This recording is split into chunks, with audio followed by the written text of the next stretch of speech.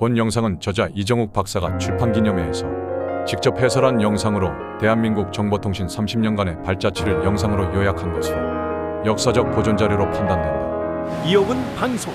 이건 이미 이제 말씀을 드렸습니다만 이 정보통신 선진국으로 발전을 시키고 국가기관통신망의 현대화를 달성한 우리의 역사다.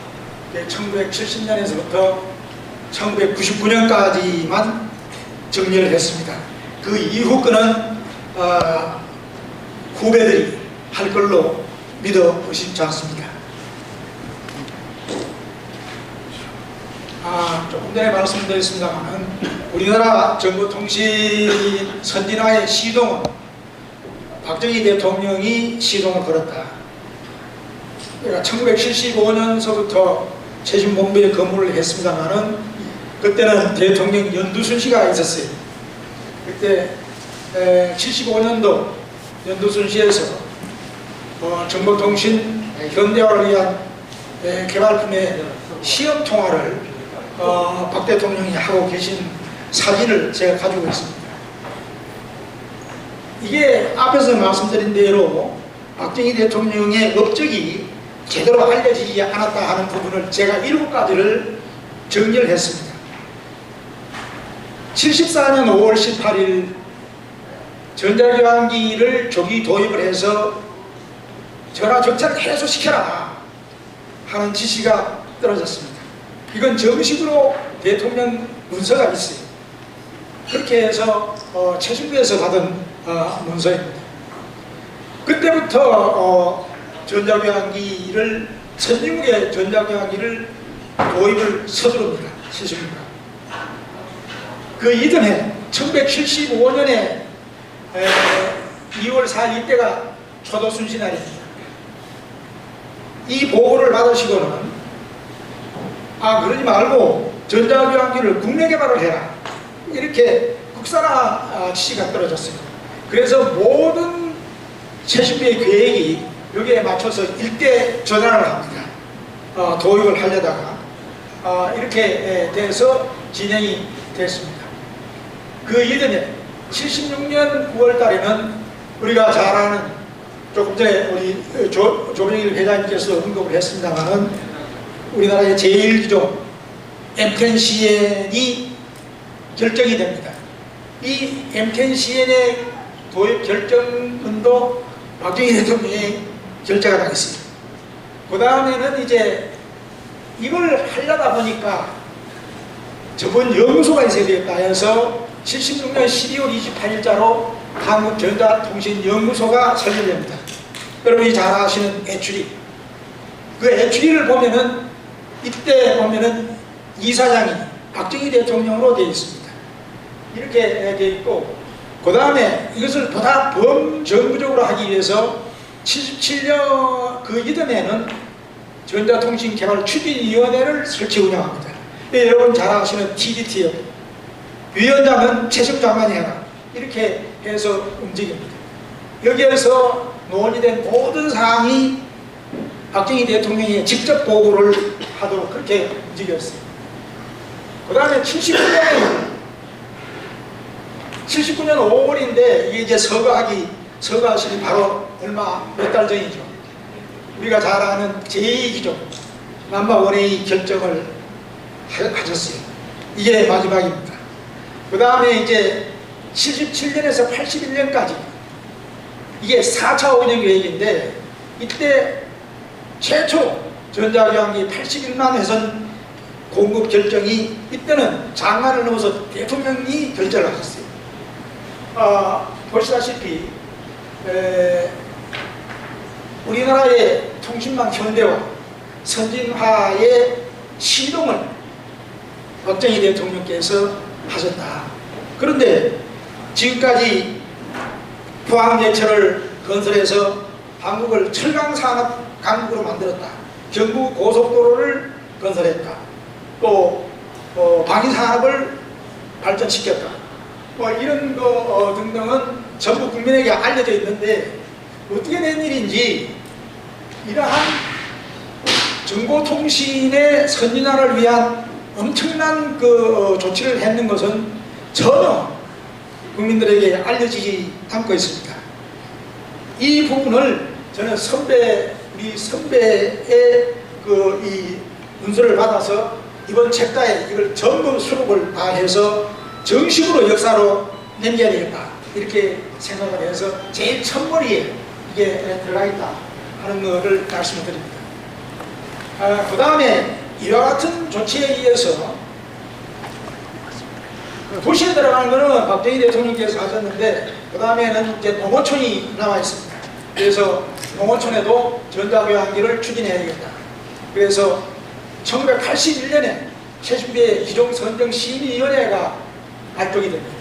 여기 우리 오명 차관님, 제가 간사를 맡아서 이제 기종선정을 어떤 식으로 할 것이냐 하는 것을 보고하는 그런 내용이 됩니다. 기종선정심의위원회가 운영이 되면서 84년에 오명 차관을 중심으로 해서 선진국의 선진화의 모델을 따오기 위해서 유럽을 여러 번 출장을 해서 방문을 했습니다.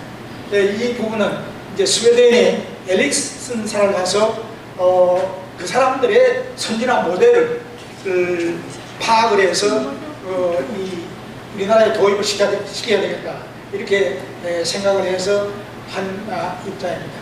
그래서 여기에는 이 스웨덴만 나와 있습니다만은 그 당시에 이제 프랑스, 벨기움 각국의 선진화를 어떻게 하는가 하는 것을 그 당시에 파악을 하는 과정입니다. 그 다음에는 이제 그러고 나서 87년에 우리나라는 전자교환기 개발을 하게 되는데 소용량에서부터 TDX1A 여기 이제 1B10까지는 잘 아시다시피 개발 주관을 그 당시에 사업개발단장인 서종욱 박사께서 아까 우리 배관님 말씀하셨는데 하셨어요.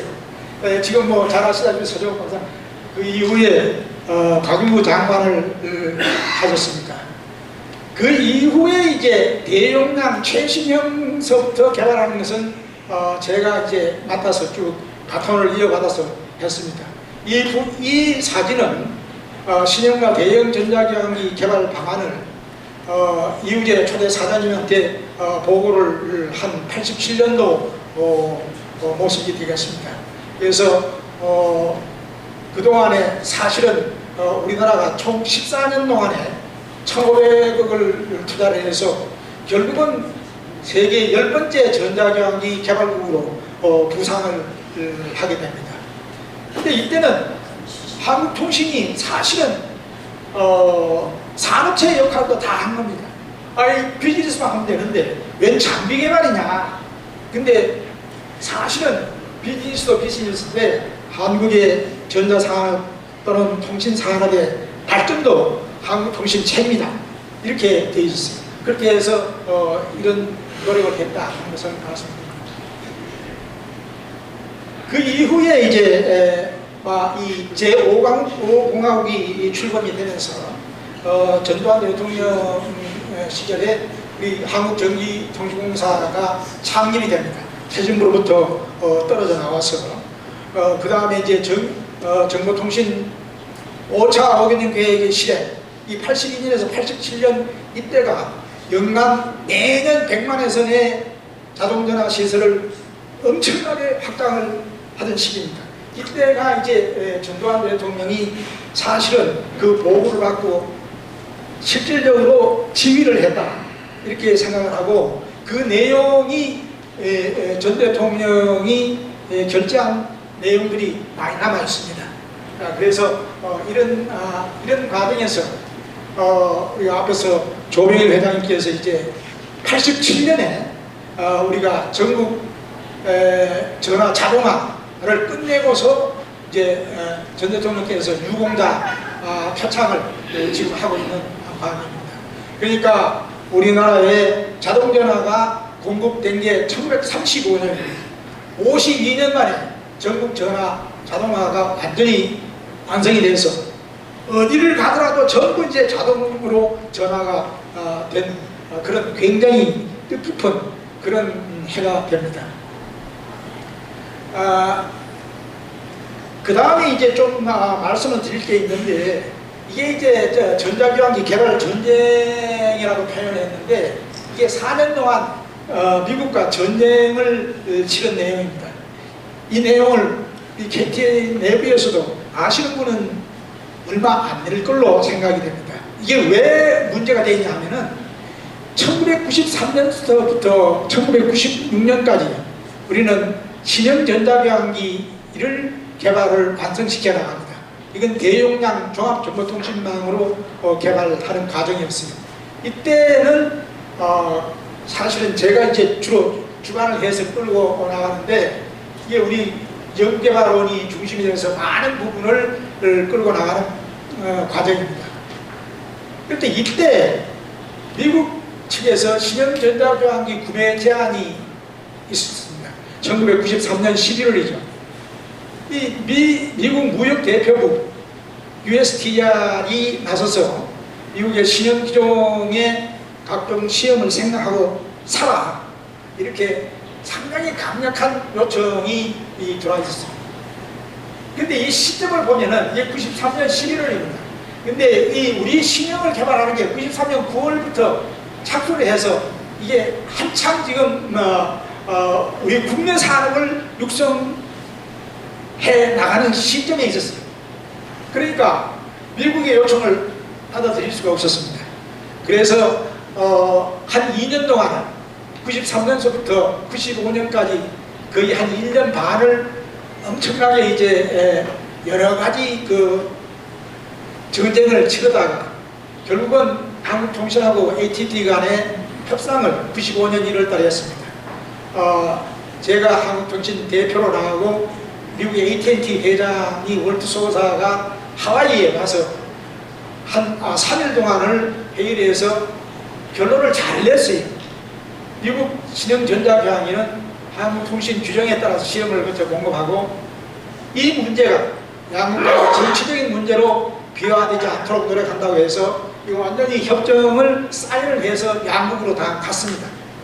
그런데도 불구하고 이게 무시되면서 미국의 미 무역 대표부는 이보다도 더 강력한 요청을 우리 정부에 해 와서, 여기 보시면은 이게 95년인데 이게 2월 달에 이게 안 돼서 2월 달에 다시 또 협상을 하게 됩니다. 할 수 없이 우리가 여기에서 이걸 물러설 수가 없어가지고 미국산 전자기관기 현장 시험을 강행을 했습니다. 이게 물러설 수 없다 해서 95년 2월 달에 미국의 넘버 5 ESS를 가져다가 여기 창공전압을 갖다 놓고 시험을 했는데, 그때 이 교환기도 우리가 개발한 교환기가 거의 완성되어 가는 시점에 있기 때문에 이거 받아들일 수가 없어요. 이걸 만약에 그대로 받아들이면은 국내 산업의 전자산업이 완전히 그냥 무너지는 그런 문제가 있어가지고 사실은 좀 무리가 됐습니다만은 이 미국산 신형 전자교환기를 불합격 처분을 했습니다. 이렇게 되니까 미국이 뒤집어졌어요. 아니, 미국이 전 세계에서 가장 자신있고 최신형 교환기를 개발했는데 이것이 한국에 가서 불합격이다, 이렇게 된 겁니다. 이건 할 수 없습니다. 그렇게 해서 내보냈는데, 이건 근데 이유는 있어요. 우리가 상당히 앞서 나갔어요, 세계적으로. 그때 벌써 ISDN이라는 기능을 집어넣어서 해야 되는데 오히려 미국이 못 따라왔단 말이에요. 그러니까 시험 검사 항목에 우리가 필요한 최첨단 항목만 집어넣으면 좀 불합격이에요. 그렇게 해서 버티다가 결국은 이게 정부 간의 문제가 돼서 아마 우리 정통부에도 굉장히 고생을 많이 했습니다. 그래서 나중에는 외무부도 물러나고 정통부도 다 손들고 이제 산자부에다 부탁을 했더니 산자부에는 그런 답변이 돌아왔어요. 우리는 미국하고 협상을 해왔는데 당신들 전자교환기 때문에 한국의 자동차 시장이 무너지는 것을 이건 용납할 수 없다. 그러니까 어떻게 할 수가 없다. 그러니까 서로 우리 보고 손을 들어라 하는 이야기인데 안 됩니다. 그렇게 해서 이런 절차를 거쳤는데 나중에 하도 안 되니까 우리 저 정통부에 여기 계신 분 아실 텐데 이종훈 국장이 국제협력국장인데 이야기를 했어요. 정부에서 아무리 이야기해도 한국통신의 담당자가 뭐 이아무개라는 사람이 있는데 그건 정부 말도 안 듣는 사람이다. 그 이야기를 그대로 해라 말이야. 박수 한번 칩시다. 그런 과정을 그걸 저는 그게 전쟁이다 이렇게 생각을 하고 있습니다. 그렇게 버티다가 결국 97년에 공급 물량이 한 10%를 이때는 이제 97년에 약 10%를 구매하기 시작했는데 왜 그러냐 하면은 우리 게 다 개발이 끝났어요. 그래서 이제 우리 거를 거의 한 8, 90%를 사고 10%만 미국 거를 사주는 걸로 뭐 이렇게 해서 끝난 그런 스토리입니다. 그래서 저 나름대로는 굉장한 전쟁을 치렀다. 그 원인 때문에 우리 정부통신부가 굉장한 고생을 했고 그 다음에 산자부, 외교부, 그 다음에 주미대사관 이런 데서 참 많은 고생을 했다 하는 것을 말씀을 드립니다. 이런 우여곡절을 겪어서 97년에는 우리 전화가 일단 2천만을 돌파해서 그야말로 1가구 2전화 시대를 활짝 열어붙여서 우리 간부들이 모여서 축하 사진도 찍고 이렇게 했습니다. 70년대 초에 40만 8천 회선이었어요. 근데 90년대 거의 후반기 2278만 9천 회선이니까 거의 한 50배 이상, 55배 가까이가 늘어나 엄청난 시설이 통신시설, 기반시설을 우리가 가지게 되었습니다. 이걸 보면은 그 당시에 통신시설 규모 면에서는 세계 9위에 등극이 됩니다. 그리고 전국 전화국의 신설을 보면은 우리가 서울 중앙전화국이 1935년에 제일 먼저 생겼고 60년대 을지전화국인데 이때 30년 동안에 30개 전화국밖에 없었어요. 근데 70년대에서 90년대 30년 동안에 490개가 지금 신전설이 됐습니다. 그래서 이때 전국에 한 520개 전화국을 운영을 하는 그런 큰 규모로 우리 통신이 성장했다 이렇게 말씀을 드리고 특히 이 520개에 대해서는 이 책에다가 각 전화국의 위치, 규모, 그 다음에 그 통신시설이 언제서부터 어떤 시설이 돼서 운영이 됐다. 90년대 선진화의 완성기에 이 전화국의 국장은 누구고 부장들은 누구누구다 하는 걸 처음 다 기록을 했습니다. 왜 그러냐? 사실은 우리가 저는 본사에만 있었습니다만은 본부에만 있고 계획만 세웠는데 실질적으로 현장에서 이걸 집행을 하고 고생을 하는 것은 전화국 현장에 있는 간부들입니다. 이 사람들이 전혀 정말 우리가 인정을 안 해줬고 그동안에 뭐 이렇게 이런 부분이 좀 있었어요. 그래서 이 책에서만은 우리 저 현장에 있는 간부들이 정말 그 고생한 내용을 기록을 해서 남겨야겠다 이렇게 생각을 해서 했습니다. 그래서 97년에는 드디어 이제 국산전자교환기 TDX 천만회선 개통이 됐습니다. 그래서 김영삼 대통령을 모시고 개통 기념 행사를 했습니다.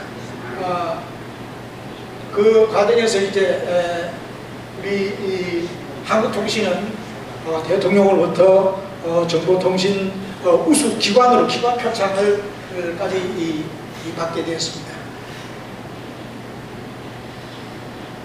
이때 이제 국산전자교환기 천만회선 공구 달성을 위해서 대통령의 기념비를 받았습니다. 그래서 정보통신 기술 자립에서 광화문 본사 정문에 이것을 기념비 제막을 했었는데 현재는 아마 저 분당 우리 사옥에 가 있는 걸로 이동이 된 걸로 생각이 됩니다. 이게 이동이 된 것은 제가 좀 섭섭해서 광화문 본사에 있어야 되는데 본사 정문에 있어야 되는데 이게 왜 그쪽으로 갔느냐 하는 것을 확인했는데 좀 말씀드리기 어렵습니다만 정치적인 문제도 조금 있었다고 이야기를 들었습니다. 그래서 이제 저는 이것도 지금도 이거는 광화문 내거리에 광화문 본사 정문에 와야 된다 이렇게 몇 번 이야기를 했는데 한 번 그쪽으로 이사를 하면은 이걸 서울로 입성시키기가 더 어려워졌다고 그래요. 그러니까 뭐 하여튼 거기서라도 보안을 좀 잘 관리했으면 좋겠다. 그 다음에 이제 여기에는 세계 10번째로 이제 신형교환기 앞에서 말씀드린 TDX 트레인 개발을 하고 이때가 이제 세계적인 정보통신 강국으로 부상을 했습니다. 그래서 우리 저 간부들이 여기 계십니다만은 사실 좀 자랑스러운 마음으로 사진 찍었습니다. 그래서 우리가 기념할 만하다 저는 그렇게 생각을 하고 있습니다. 이런 그 배경을 가지고서 이제 이 해외 수출도 제법 많이 했습니다. 그래서 전자기기 수출국으로 보면 그 당시에 세계 6위의 수출국으로 부상을 했어요. 이때 당시 수입 대체 효과가 약 3조 7천억.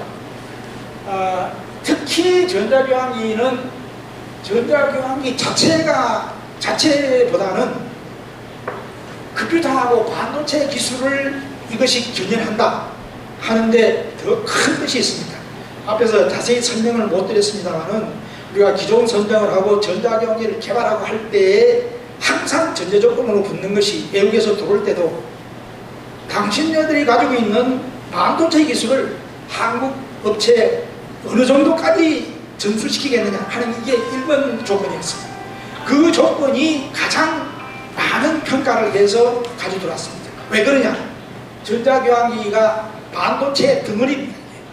그래서 그런 조건으로 해서 지금 삼성의 반도체가 있습니다만은 삼성에서 우리가 이 전자교환기를 했습니다. 삼성의 MTCA, 그 다음에 LG가 이제 남모군이 이제 그때 교환기가 들어올 때 중요한 조건이, 구매 조건이 반도체 기술을 넘겨주느냐 안 하느냐 여기에 달려 있었습니다. 근데 이게 지금 생각하면 참 한국통신이 왜 그런 데까지 관여를 해서 해야 되느냐. 그러나 그 당시에는 한국통신이 정부 기능을 거의 반을 가지고 있었다 하는 것을 말씀드립니다.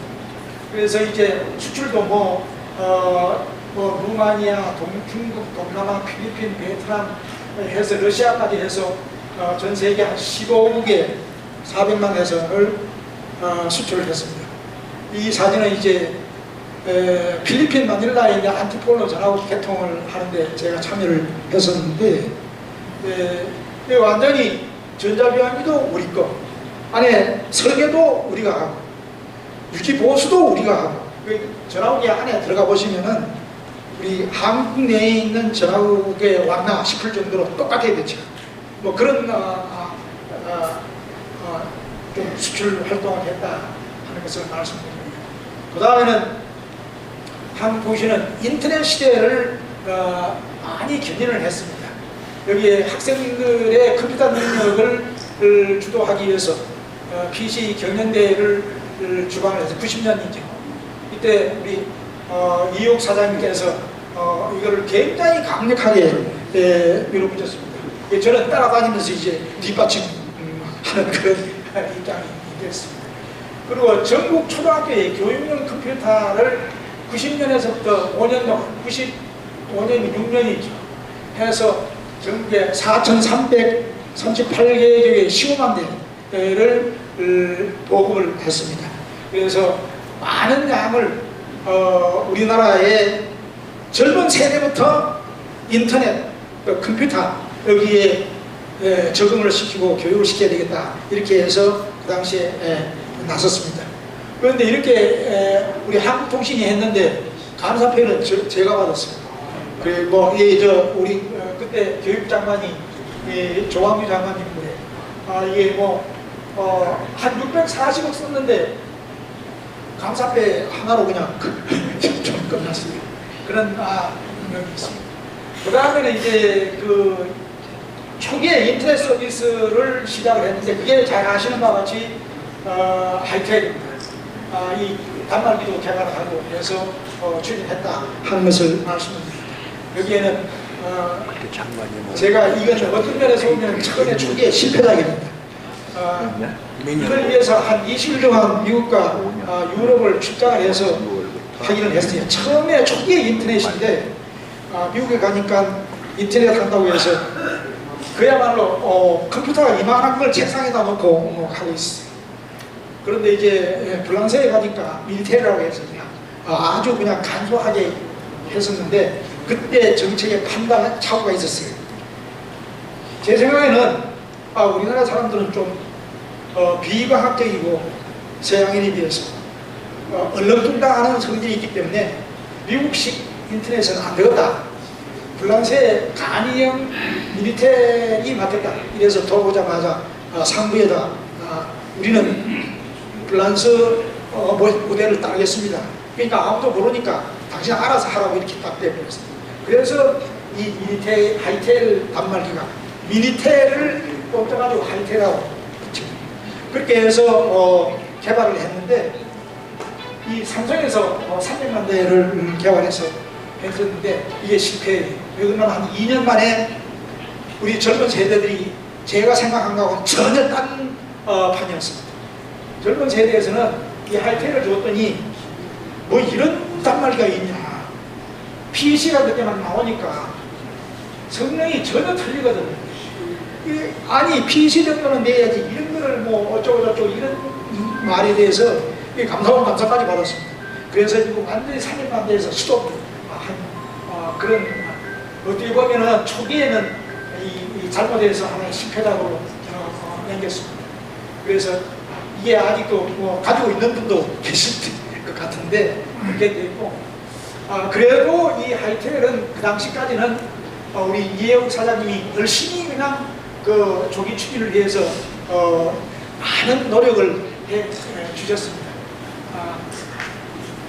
그뿐이 아니고 이제 해외에 나가서도 우리 하이텔 이 한국형 인터넷이죠.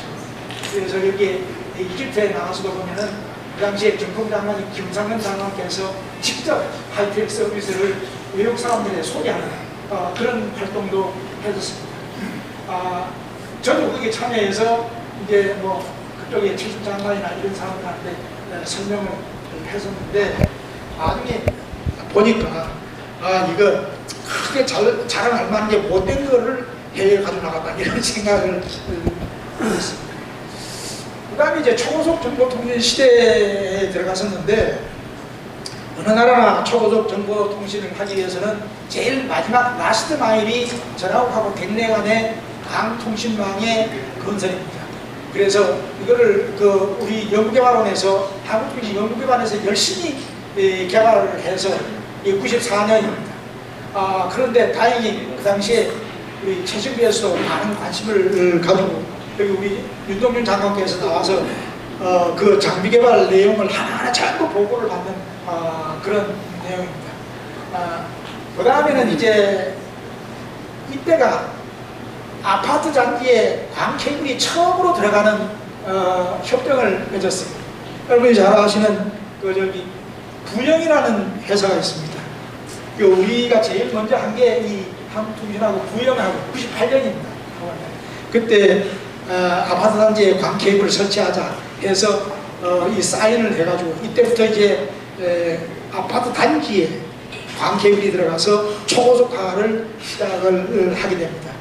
이게 이때 이제 현대건설이나 무슨 큰 그 건설업체에서는 안 하려고 그래요. 별로 이 수요식이 없어 보인다 이래가지고 안 하는데 부영에서 하는 걸로 해서 처음으로 우리가 했었습니다. 그 다음에 이제 그 종합정보통신망으로 그 진행을 하는 것도 여기에 속도를 붙여서 그 아태 이제 초고속 정보 통신망을 선도하는 내용도 들어있고 특히 우리 한국통신이 국가기관망을 종합통신망으로 진화 시도하는 데에는 전자통신연구원의 주도적인 지원이 아주 잘 됐습니다. 그게 이제 한국통신은 개인적으로 끌고 가지만은 실질적으로 연구개발을 해서 뒷받침하는 것은 그 당시에 그 전자통신연구원 해출이었습니다. 그 당시에 해출이 원장이 양승태 원장이었었는데 나중에 정통 장관을 하셨죠. 그래서 장면이 많은 도움을 해출로부터 받았다 하는 내용을 하고 있습니다. 그리고 국가 전체적인 기관통신망의 초고속화는 순서대로 한국이 다 안 되니까 보시는 바와 같이 인천 지역을 제일 먼저 시작을 해서 처음으로 한번 개통을 해서 그래도 잘 됐다고 해서 기분 좋게 이렇게 사진 찍은 내용이 되겠습니다. 그 이후에 인천이라는 데가 우리 정보통신의 항상 그 시발지인데 이것도 뭐 그렇게 되었습니다. 그래서 한국통신이 우리 초고속 공중통신망, 국가통신망, 인터넷망 3대 통신망을 건설하는데 주도적인 역할을 했다 하는 걸 말씀드립니다. 국제 간에는 이제 한일 간에 제일 먼저 해서 이것을 개통을 시켰다 하는 그 다음에 이제 국제통신 쪽을 개선하기 위해서 관문국을 만들었는데 이때부터 97년부터는 대전 이북지역은 서울에서 전체적으로 관장을 하고 대전 이남 지역은 이제 대전 국제관문국에서 하는 쪽으로 했다 하는 걸 말씀드립니다. 그 다음에 육지 간의 해저 케이블 이게 많이 건설을 했는데 이게 대외적으로 잘 안 알려져 있어요. 이게 지금 현재 정말 5대양 6대주를 누비는 한국통신의 국제 바다 밑에 해저 케이블망이 잘 깔려 있습니다. 이게 첫 번째가 이제 제주기간의 제1 해저 케이블이 88년에 개통이 돼서 제주 성산포하고 전남 도원간에 연결이 되어 있고 제2 케이블이 또 96년에 해서 제주하고 육지간에는 예를 들면 2개의 해저 케이블이 깔려 있습니다. 그것은 이제 해저 케이블 자체는 일본에서 갖다가 했습니다. 그 다음에 여기에는 제3서부터 말씀을 드리면은 제가 사진이 있는 것만 갖고 올라서 설명하다 보니까 조금 왔다 갔다 하는데 이게 이제 부산하고 러시아 일본 간의 그를 95년에 이 개통을 했습니다. 그 다음에는 이제 제4 국제 해지물 건설이 94년에 한국 태안하고 중국 청도 이게 549km인데 이게 96년에 또 개통이 됐습니다. 이게 보면은 전부 90년대 후반에 정말로 우리나라 선진화가 막바지 완성 시기에 전부 이 건설을 하고 개통이 됐다 하는 것을 말씀드립니다.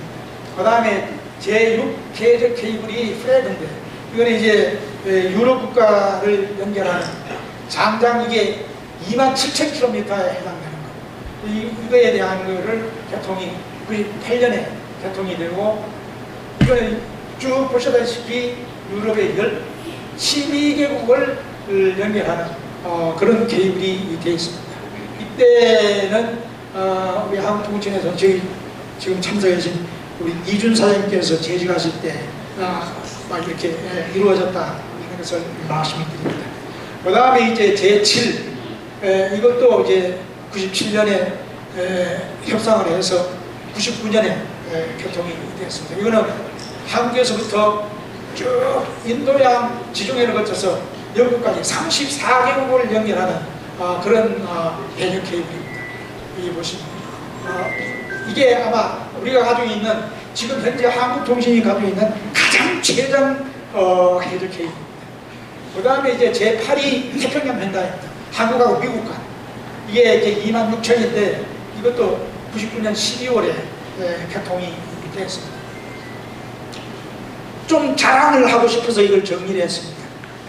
우리 한국통신이 가지고 있는 것이 해저 케이블이 제1서부터 제8해저 케이블까지 그야말로 보시면은 5대양 6대주를 완전히 누비는 그런 마음을 보유하고 있습니다.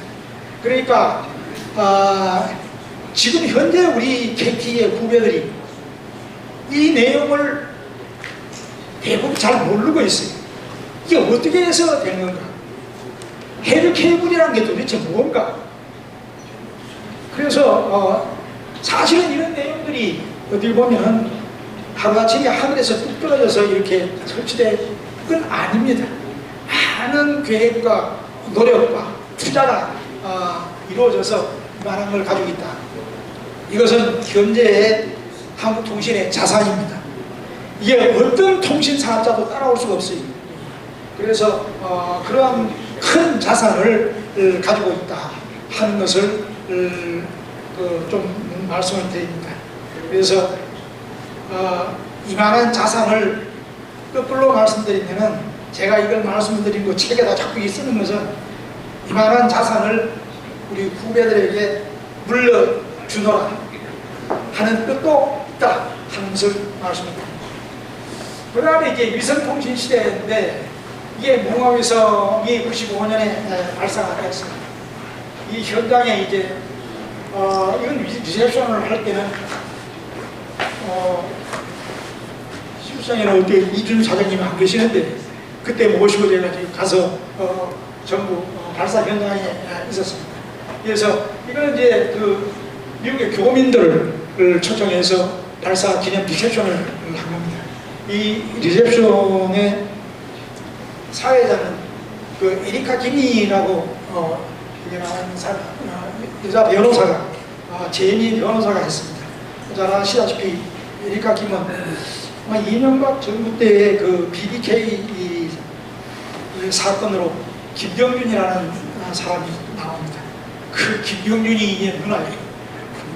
그래서 이제 여기에서 이 리셉션을 했다 하는 거고 이때 국회의원 참관단입니다. 여기 이제 뭐 다는 아닙니다만 한 반 정도가 참여를 했었습니다. 여기 뭐 유인태 의원도 보이고 이제 전부 해서 그때 아마 우리 저기 무역사학교 회장님도 아마 이거 참여를 해서 그걸 지원을 하고 한 걸로 생각합니다. 그 다음에 이제 그 한국하고 중국 연길 간의 위성을 통해서 직통해성을 개통한 내용입니다. 이 부분은 중국이 안 하려고 하는 것을 우리가 연길에다가 전부 돈 다 줘서 위성지구 건설해서 개통을 우리가 필요하기 때문에 한 그 내용을 말씀드립니다.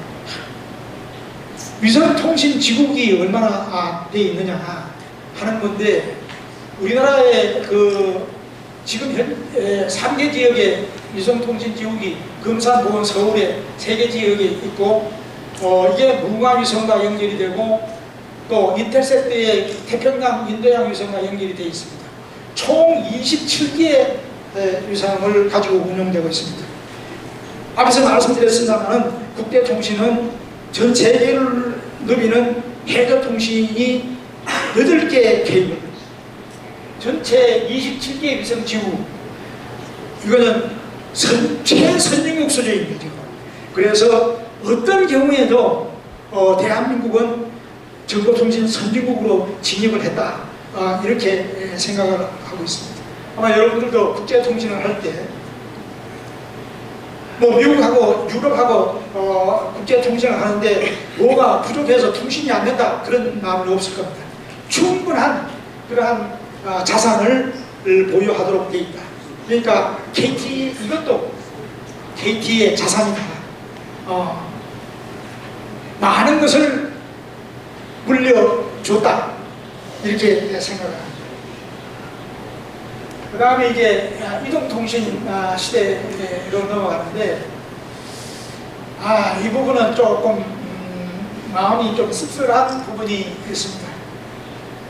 우리 한국통신은 84년에서 88년까지 이동체 통신 서비스를 확장을 했고 시스템 개발을 계속해서 해왔고 이렇게 지금 현재 96년에 이동통신 개발 시험 통화를 해서 지속적으로 우리가 이동통신을 해왔었는데 이것이 한국이동통신이 우리 자회사였습니다.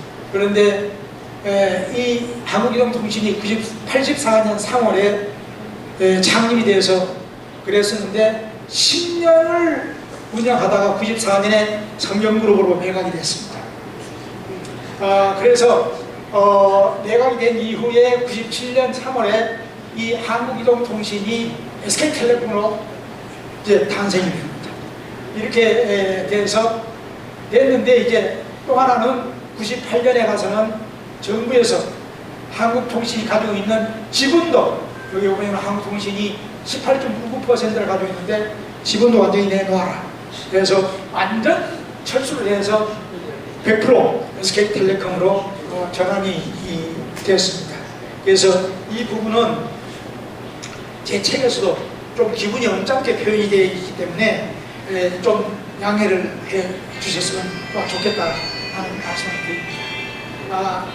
이렇게 한국이동통신을 SK텔레콤으로 매각을 했으니까 한국통신은 이동통신이 완전히 없어져 버렸어요. 그럼 어떻게 해야 되느냐? 97년에 우리는 다시 한국통신 후테라는 것을 설립을 합니다. 10년 만에 자기가 가지고 있는 회사는 성명에 넘겨주고 우리는 또다시 KTF를 자본금 5천억으로 해서 이 설립을 하게 됩니다. 이산철 사장이 초대 사장이에요. 그렇게 해서 이 종합시역센터를 우리가 일산 정보통신센터에서 해서 어떻게 보면 새 출발을 하는 한국통신의 새 출발이라고 해요. 너무 참 가슴이 아픈 그런 역사를 우리는 가지고 있습니다. 그래서 아까 저기 우리 김부정 역사학회 회장이 지적을 했습니다만은 지금 SK텔레콤의 홈페이지에 들어가면은 1984년에 한국통신이 만든 한국이동통신 설립 1984년의 역사를 SK텔레콤 역사로 다 편입시켜 놓았어요. 그러니까 거기에 보면은 특히 이 한국이동통신 설립할 때 현판식을 우리 이유재 사장님이 한 사진이 있습니다. 그 사진이 그대로 들어가 있습니다. 뭐 이런 참 말 못할 그런 경우도 있었다 하는 것을 말씀드리고 이건 하나의 아픈 역사다 이렇게 생각합니다. 그 다음에 이제 뭐 이거는 한국정보 인증의 창립인데 전자상거래를 활성화시키기 위해서 한국정보인증 창립을 했습니다. 제1호 공인인증기관인데 그때 이제 우리 정통부의 당근부 장관께서 이걸 강력히 추진을 하고 여기 이제 우리 서정욱 과기부 장관도 같이 이 참여를 해서 잘 설립을 했습니다. 그래서 이거는 이제 장관께서 김대중 대통령 시절인데 대통령이 보고를 하고 이 회사의 성격이라든지 이걸 어떻게 움직이겠다 하는 것을 말씀드렸습니다.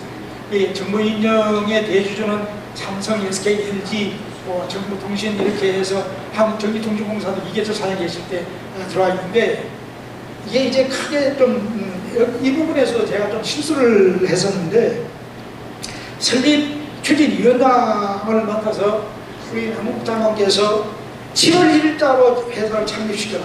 근데 그걸 지시를 한 게 4월달이 그러니까 3개월밖에 안 남아있기 때문에 주주를 모으는데 어떻게 방법이 없어서 제가 아는 게 전부 통신 쪽에밖에 없어서 전부 삼성, SK, LG, 한국전기통신공사 이런 쪽으로 대주주를 구성했는데 이게 잘못돼요.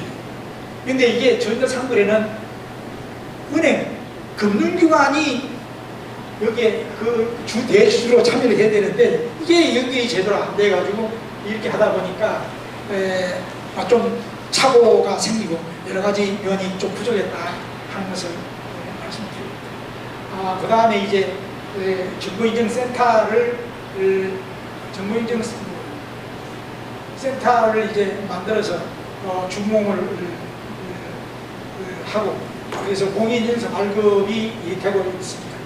그 다음에 이제 전자상거래의 대대적인 확산을 시도하는 그런 입장이 됩니다.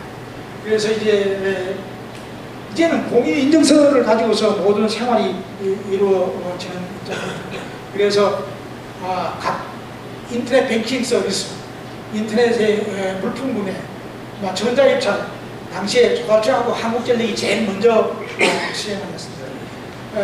지금 우리 국세청에서 하는 전자세금 계산서 발행, 이것도 이제 이때 시행을 했고, 그 다음에 무료 처방전이나 이런 것들이 이때 시행을 했는데, 이것이 사실은 제가 앞서 말씀드렸습니다만 어떤 면에서 보면 일본보다도 거의 한 1년 앞서서 우리가 이 부분도 잘 치고 나갔다. 그것은 이제 그렇게 된 데에는 우리 남홍석 정부 정신부 장관의 여러 가지 뚝심이 작용을 했다. 이렇게 생각을 해서 지금 생각하면 대단히 고맙다, 감사하다는 말씀을 드립니다. 그래서 이제 특히 이 정보 인증에 대한 보안 기술 이런 것을 위해서 세계적인 보안업체인 볼티모어 기술을 협력을 해서 우리나라에 상당히 이 높은 수준의 기술이 도입되어 있습니다. 그래서 이동전화 사용자가 한 2,600만 가입자가 있고 우선 인터넷 가입자가 한 920만이 있는데 이 사람들을 상대로 해서 무선으로 전부 인터넷 뱅킹이 되고 무선 전자상거래가 되도록 했습니다. 그래서 지금 현재 스마트폰으로 이제 전자상거래를 하는데 그 기반에 공인인증 기술이 들어가 있습니다. 그것을 이제 KTF 당시에 이영경 사장, 그 다음에 SKT의 표문수 사장, LGT하고 이용 체결을 2000년대 초에 해서 전체적으로 이 우리나라의 무선 시장에 전자상거래가 이루어지도록 그렇게 했다 하는 것을 말씀드립니다. 또 이제 이 책에 이제 처음으로 돌아가서 지필 기준이 하고 범위를 좀 말씀을 드려야 될 것 같습니다. 정보통신 30년 동안에 우리나라 기간통신망의 총 확장 규모를 방별로 시내통신망, 장거리 국제통신망, 인터넷망으로 전부 총괄 정리를 이 책에서 했습니다. 얼마만큼 확장이 되고 일어났다. 그 다음에 전자기관기 개발, 도입 비화, 해저광 계울의 규모, 건설 과정, 또 전국 500여 개의 전화국 건설하고 운영사항 이런 것들을 하나하나 전부 기록을 해서 남겨야 되겠다. 이렇게 생각을 하고 있습니다. 지금 우리가 가지고 있는 500여 개의 전화국이 있는데 사실은 정리된 게 지금까지 하나도 없습니다. 최초로 처음으로 500개의 전화국을 파악을 해서 이렇게 정리를 해서 전부 내놨습니다. 앞에서 말씀드렸습니다만은 이러한 전화국 건설, 전화국 현황하고 운영 사항을 이렇게 남기는 것은 보시다시피 우리 본사는 계획하고 이런 것만 합니다만은 현장에서 전부 고생을 하고 실제 지켜가는 것은 우리 전화국 현장 요원들이다. 그 간부들이 엄청난 땀을 흘렸다 하는 것 때문에 이걸 남겼습니다. 그리고 국가기관 통신망의 초고속화, 정부의 정책부, 건설 부분 이런 부분을 남겼습니다. 또 이 책에는 정부의 정책 부분 중에서 상당한 여러 군데에 정부의 정책을 좀 비판하는 내용이 들어가 있습니다. 그래서 제 개인적인 어떤 면에서 비판이니까 그냥 좀 보시면서 상당 부분 또 양해를 좀 해주셨으면 하는 그런 생각이 있습니다.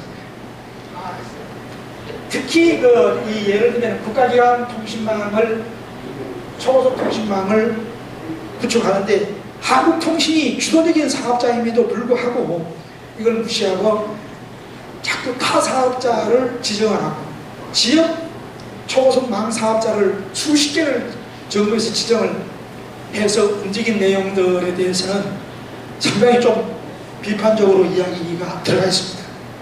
왜 들어가 있냐? 다 실패했습니다. 결국 나중에 한국통신 책임으로 다 들어간다. 남는 것은. 그래서 이제 그런 부분들이 있다 하는 것을 말씀드립니다. 그 다음에 이제 그 30년 동안에 통신망 건설의 주관 책임자, 관련자를 전부 기록을 다 해놨습니다. 여기에 계신 우리 여러분들도 이 책에 여러 분 아마 등장을 하실 겁니다. 혹시 좀 이게 잘못 기록이 됐다, 뭐 파악이 잘못됐다 하는 부분이 나올 수 있습니다.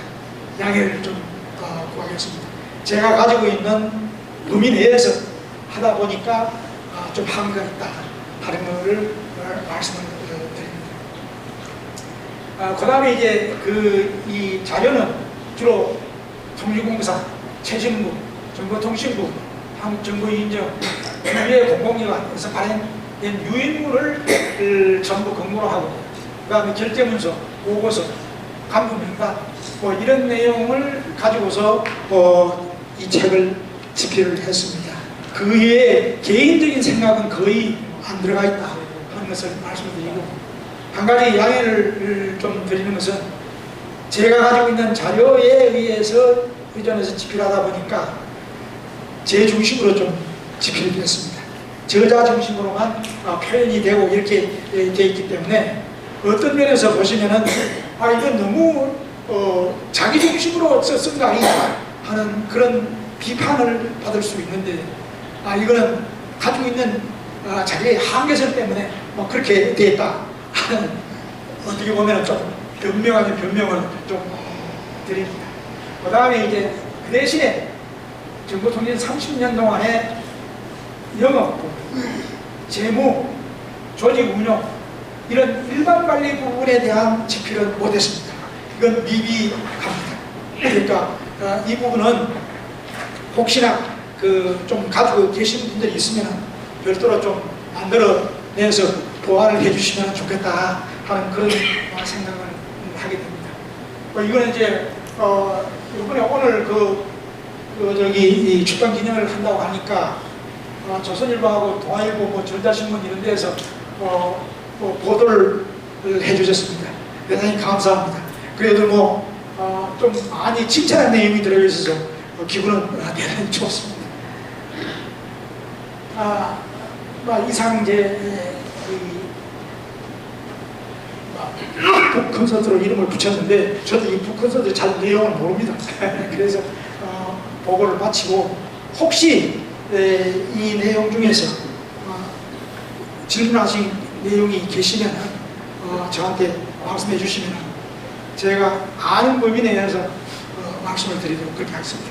엄청난 그 시설과 기술과 인력을 민영화 후에 이관을 해줬다고 하는 저 실증이 나왔지 않습니까? 우리의 노력이.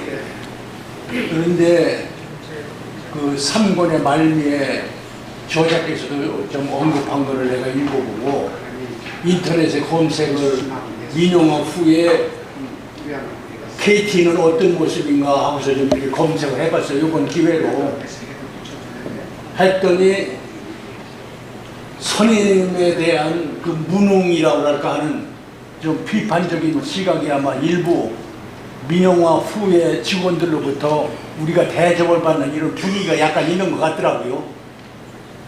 이런 엄청난 우리가 그 자산을 물려줬는데 민영화 후에 그 임직원들의 사고는 우리 선배들이 이렇게 잘했다고 생각을 하지 않는 분위기가 약간 있는 것 같다는 것을 느꼈습니다. 그리고 민영화가 2002년에 됐더라고요.